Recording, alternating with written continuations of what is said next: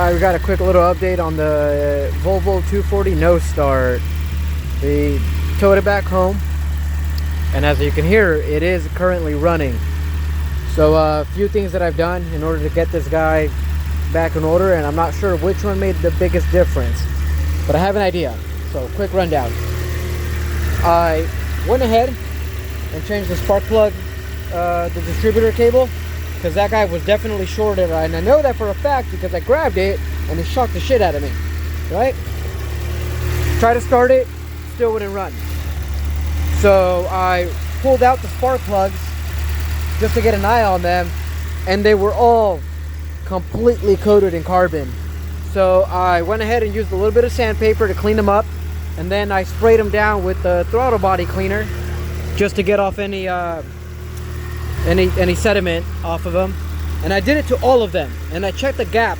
The gap on the first cylinder was almost at 40, while the rest were at 35. So I went ahead and adjusted the front one to 35 as well. Went ahead and tried starting it after I had cleaned up the spark plugs, and it started up without a problem. It did sound like it wanted to kind of die, but so we just left it alone, didn't do anything to it, and it does seem to be running well. You can see it still kind of shaking a little bit, so I don't think it's the timing. I still definitely want to replace the temperature sensor, the coolant temperature sensor, since I have one, and it only cost me about $8 plus shipping, which was about $5, so it's not that bad.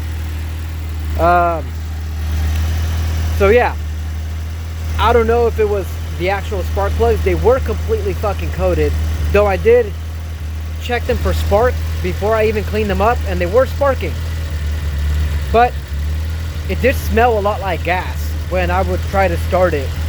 So it could have been that it just wasn't getting the proper ignition.